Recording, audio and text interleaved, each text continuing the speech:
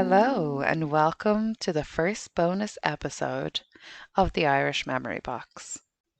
In this episode, we'll get to hear a chat between Marta Cook and Dennis Cahill, two amazing traditional Irish musicians here in Chicago. Enjoy. Hi, Dennis. Hey, Grace. Thank you, Grace, for having me. We lost a great musician in Chicago recently, as you know, which is Kevin Henry, who I know you've spent some time with him, and I was wondering if you could tell us something about your memories of working with him or playing with him. He was so polite. It was unbelievable. I had no idea what I was doing. I'd be at the 6511 with him, and he was always encouraging. And the best line I've ever heard was, it was when I first started looking at the stuff. I didn't know what I was doing, and it was years after I started touring with Martin and learned more about Irish music. And somebody asked Kevin, he said, "Well, you worked with him way back when. What was it like?" And he said, "He got a lot better." That was his comment to it. And he was right. I did figure things out a little bit better. He was very polite, and he never yelled at me or looked at me like, "What are you doing?" But he's a very encouraging man. Oh, he absolutely I was. lived on the south side. Yeah, and the 6511 what was that pub down there, 63 or 6511? Yeah, Right. and he was a nice man. He was a lovely man. He was. He was the first guy I played any hardcore trad with, and he put up with me. He didn't throw me out of the building. A lot of people probably don't know that he was the first person you really played any hardcore The trad with. hardcore trad, yeah, he was the first guy I played any hardcore tradition stuff with, and Wow. he was fun, and he was so polite. He was so incredibly polite and encouraging. So, you know, Been in college at the time? was that I was in college? What What age did were you when you first ran into him there at Oh the God, touring? I don't even know. I probably would have been in my 20s at some point when I ran into him. And Maybe sometime after college, sometime after the. yeah, something like that. Yeah, but it was a long time ago. And I didn't get to play with him much after that. He was, but he just put up with me even though I didn't know what the hell I was doing. He was such a nice man. Wait. It was sad going to the funeral. I felt like it was, I don't know. It just was like a whole part of my history, and now he's gone, and I didn't get to talk to him again. I didn't see him for a long time. But he was a great guy, though. He was a great guy. How frequently would you go to the 6511 club when you were in your 20s? Would it be maybe every week or once a month or? It was pretty much every week because I lived on the south side, and he was very encouraging, and so I would go. And it was the first time I had to play real hardcore trad, instead of like the lightweight stuff. Right. It was different. Would that have been for a couple of years, going every week for a couple of years or shorter? Yeah, kind of. I wouldn't be there every week, but I was there a lot. I liked Kevin. He was nice, and I liked his playing. It was different. Absolutely. Yeah, Was that one of the main spots for music on the South Side when you were living there? yeah, it was. Yeah, there were. It was. He kind of held everything together. There weren't that many that I knew of. There weren't that many sessions going on the South Side at that point. I think they had one at a couple of the Irish centers. They had a few things like that, but he was doing it every week, and I used to go in. In fact, like the line I remember one guy telling me once is guy came up, he said, this is when I started touring with Martin, and he said, "So you played with Dennis way back when?" And Kevin said, "Yeah, I did." And he says, "Well, what do you think?" He said, "He got a lot better." That was his comment. But and it's true. It absolutely was true. I didn't know what the hell I was doing. I was just, hanging in there. I can picture Kevin's face was hearing that question, pausing to think, and giving and saying that line. Yeah, I think anyone exactly. who knew him can picture that how that went down. And Yeah. It was he always was a accurate. he was a great guy. He was an absolutely great guy. He kind of held everything together in the Irish circuit, for a while. He was like the guy. You know, you went on the south side. He was the guy that held it together. But at some point, you moved up to the north side, or was that just your parents moved to the north side? I moved to the north side. Yeah, I did. I moved up to Rogers Park because I was doing the folk circuit, and it was easier to do it up there. You know, there wasn't that much on the south side for that stuff. Now, But was there a time when yourself and Martin Hayes were neighbors or shared oh, we had apartments? an apartment together. We did across from, not too far from the Abbey pub, Wow. and then we put Midnight Court together. You So you know were that. housemates before you started playing together. Well, yeah, we knew each other pretty well at that point. I mean, we both had been through the wars, and so we had an apartment not about a block north of off Elston from the Abbey pub, and So that's when you started playing with him? When you lived in that apartment by the Abbey? yeah, and then when we had Midnight Court going, and then we started doing some duo things too. We get hired to play at receptions and things like that. Can I ask, what is Midnight Court? Midnight Court was a four-piece band that Martin and I put together, and it had drums and it had a bass player, and it was louder than you could believe. We played at a heavy metal band, a heavy metal pub that was running metal bands, and they brought us in on like a Tuesday night, and we're the only band that they complained of the sound of it. It was that loud. It was unbelievably loud. I had 2 amps and Martin had 2 amps on his fiddle, and we had a drummer that sounded like we were being attacked by a by a howitzer, and but it was fun though. We had a good time. We knew we weren't going to get anywhere, but we were having a great time making noise. It was fun. We even had an album. We had an album that we never really let go of, but we do have it, and it was fun. Do you think you're ever going to release that Midnight Court album? I don't know if they could take it. I did release one cut to Matt Purcell's son because he wrote about it he was in music school, and he did a thing on us with that band, and I sent him a couple of tracks. Someone who was in music school wrote a paper about your band? Midnight Court, yeah. Wow. I mean, you have no idea what it sounded like. I mean, I was playing like I was shredding and doing like the whole heavy metal kind of You're stuff, playing basically. electric guitar, not acoustic. Oh yeah, I had 2 amps, like loud everything. And Martin had 2 amps and a solid body fiddle. Did you ever play at the Abbey with that? Oh yeah, and everybody in the neighborhood complained about how loud we were. We were really loud. I worked in rock bands, and it wasn't as loud as that band. I couldn't believe. We did the clubs on Lincoln Avenue too. It was fun. How long We did that last approximately? about a year and a half or something like that, but we just didn't care. We were just doing whatever we wanted. We had a great time. You went to music school, you moved, you dropped out of music school, you worked the folk circuit, you moved to the north side, and then you had Midnight Court at the same Yeah, time. Midnight Court, and I also ended up like in a like basically it was basically a wedding band, too, to make money on the weekends, and that was electric stuff too, and a lot of rock and roll and stuff like that. And it was. Now, at some point, didn't you work with a comedian?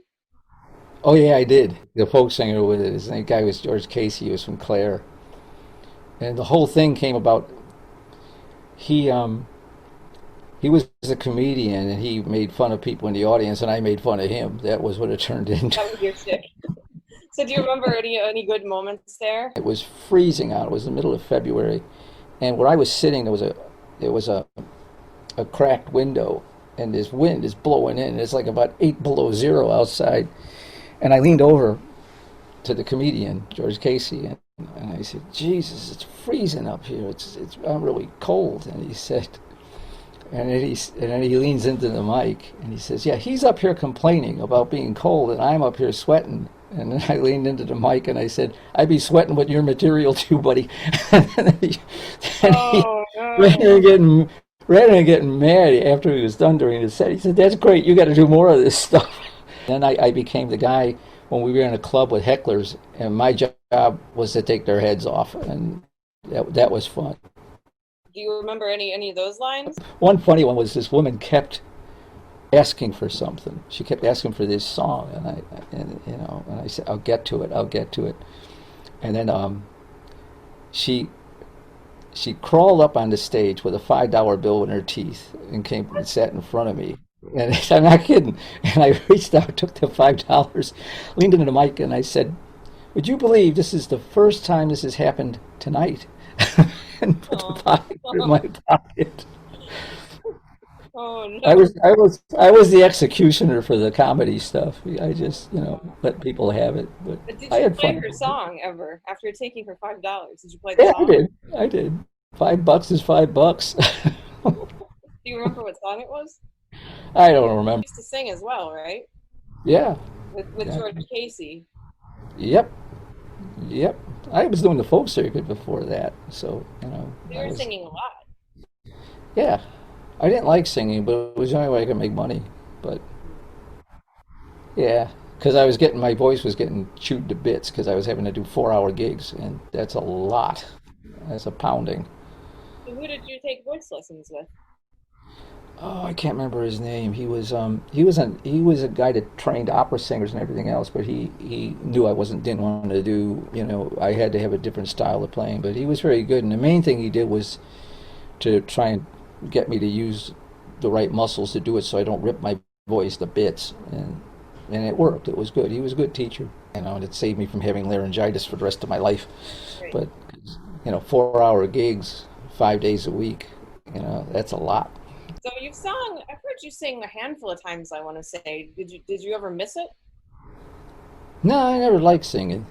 Yeah. I mean, I know how to sing. I just don't really like it that much. Is there anything in particular you don't like about it? Um, it was distracting from trying to play. It's hard to sing and play and get everything, at the same time. It's really difficult. And I could do simpler arrangements, but I had all these nice arrangements I wanted to do, but I couldn't sing them and play at the same time. It was too complicated. Right. That's really interesting. So you were more interested in the harmony and the guitar part than actually in delivering the Yeah, song. even though I know that like people don't pay attention to guitar players, they pay attention to singers.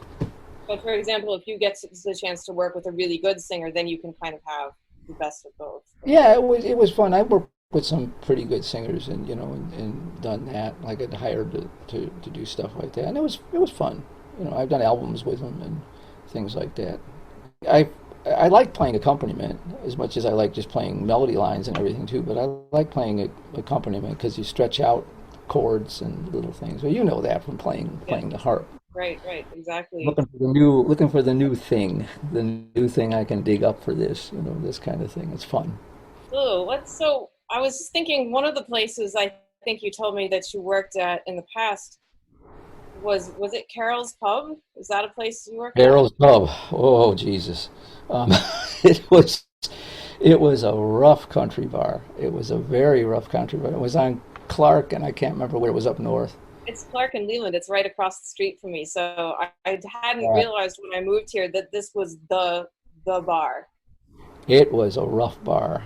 It was. I don't know if it still is, but it was rough. It was I really don't think rough. it is anymore. It's not the same, but Oh, um, there were fights every night. Or just people getting drunk and one of the funniest fights I ever saw in my life. I was on break, went to the bar to get a glass of water, and the guy's kind of drunk that's standing next to me. He's talking to this other guy, and he says, "You're looking at my girlfriend." I'm not making this up. He says, "You're looking at my girlfriend," and he says, "No, I'm not." What? She isn't good enough for you? This thing, and it was just hilarious. It was just insanity. but did he get what he wanted? Did he get anyone to fight with him? Nah, he was so drunk, I think he just fell over. And that was was pretty much it. Carol's Inn was pretty tough. It was a tough bar, And but was this it was, while you were living with Martin, or was this at a different point? no, it was a different time. I was living up in Granville. I had a little apartment, and it That would be wasn't too. before you moved in with Martin and started Midnight Court. Yeah, yeah, that's where we moved, sort of by the Abbey. I got tired of the other stuff. It wasn't paying very much. Like I worked down at the Bar Double R, the one downtown. I worked with them, and they only paid like $50, and you were there for 5 hours, 4 hours. And it was kind of grinding. It was interesting. It was very interesting. I've had a lot of interesting places to play, and it was never boring. That's the one thing about some of the crazy places. But Certainly. Well, I think if you were to ever write your memoir, you should call it something like From the Sydney Opera House to Carol's Pub. Exactly. We did Carnegie Hall. Martin and I did once. There's a Right. bunch of people on it, but yeah. So I actually feel like right now, I just stopped. At least I got something done. At least I got to go places and I got to do all this stuff. And Sure. sooner or later, I'm 67. How much longer can I stay on this? I've been on the road since I was like 18. And it's been a long haul. And I've never had a real job. I've really never had a real job. I've been tired, but I've never been bored. Right. Well, some bands I played, I was pretty boring, but bored with, but for the rest of it, it wasn't so bad. It wasn't so That's bad. it. And I'm getting a little too old to be dragging myself all over the planet. That's getting exhausting. It is. You I know. wanted to ask you, if we have time, a question about your parents, actually. Your parents were Irish speakers, is that correct? Yep, they're from the Dingle Peninsula, and Irish was their first language. Are you okay, Elgor? No, but I could always tell when they were saying bad things about me. There- There's something about the tone and the way they look at you when they talk to each other, and you're thinking, "Oh, this isn't good. This is not good." My dad went to Spring. He came in from Springfield. He knew her back in Ireland, and then she came to Chicago, and then he moved to Chicago, and then he ran into her, and then they got married, Oh, wow. and that worked out. So, That's lovely. yeah, Marta, do you have any more questions? How many siblings do you have? just a sister. Your sister. So your That's it. parents didn't have a big family. No, Someone. they didn't have a big family. They didn't. No, And did they speak English before they came to America, or I think they did. I think that was that period where you had to have Irish and English. But the Dingle Peninsula, they mainly would speak Irish. wait, They would, yeah. Like sometimes when I went to visit down there once, and at one point when I went into the village they were from, one guy came by. He says, "I'll be your interpreter," because some of them didn't speak English. It would have been in the 80s, the and 80s? so Wow. But they wanted you to, and your sister to be American. yeah. A lot of the Irish people came. They wanted you to blend in with the where you were, My and grandparents were exactly the same. yeah, Yeah, because well, they came in at a period like, uh, well, it was a little bit before, but there were signs up saying that the Irish need not apply. They were people they wouldn't hire, and I don't think it was pushed as far as it was into the 50s and stuff, but it was for a while. They were not. They were looking at them as people coming and taking their jobs, that kind of thing. It, what jobs did your parents do? my mom didn't work. She was a thing. My dad was a stationary engineer with the Oh, so hand. he was in the Castle Island Engineers. Yeah, the cat. Yeah, exactly, exactly. That's what he was with, and it was a great union. It was amazing.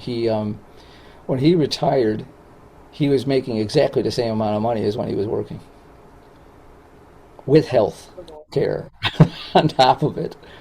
Yeah, they're pretty. When you're in a union like that with the Irish in it, they're pretty tough. They're going to get what they want. They're going to get what they want. It is actually a great job because the union is unbelievably strong, and you get a lot of money, and you get health care and everything for the family, the whole thing. But you would have to know somebody who's in it to be brought in. Is that true? Yeah, you do. You have to have some leverage. You're You not don't just necessarily have to be Irish, but you have to know somebody who will bring you in. yeah. You got to have somebody that's going to vouch for you, and then you're okay. You're really best known, obviously, for playing with Martin Hayes in the duo, and then the side projects Hmm. you've done off of the duo. And you don't tend to speak on stage in that project. I'd Um, like to get home before I die. Everybody starts talking. It drives me crazy when I go to a show and everybody's talking. Would you just play, please? So, it's not that I don't want to talk. It's just like he does a good job, and I don't want to be there all day. They came here to hear music, not us babbling. And it kind of, it makes me. It's just that constant chatting that drives me crazy when I go to a show. They have to be really funny if they're going to do that. And but does it ever come into your head some of the lines from the George Casey days, things you wish you could say that you're going to make sure you don't? um, not really, because Martin's pretty good. He's pretty good at getting the whole thing kind of controlled and everything. And it we wouldn't fit together doing it because my idea of comedy and his idea of comedy are two completely different things. Okay, And different style. I don't mind it just simply because it works. I just, something works, I just roll with it working. I don't intend on stepping on the thing. If it's going, it's going. It's fine. It's great. I don't Right. really care if anybody even knows who I am up there. I'm getting paid and I'm playing nice music, and so it doesn't matter. I don't, I think a lot of people do know who you are, but I know I it's know, but it just doesn't, in fact, I'm probably more well known because I don't talk. That's probably one of the funny things about it, you that it know. could very well be. Thank you very much for joining us, Dennis. It's been wonderful chatting to you. And thank you for joining us, Marta. Also, great to hear your voice. Well, thank you. It was great. It was a lot of fun. And that brings us to the end of our first bonus episode. Such in depth information into life as a musician here in Chicago. Thanks very much for listening. And remember, if you would like to capture Irish memories, please email me, grace@irishchicago.org. If you know someone with a story or two, let me know. The Irish Memory Box is yours.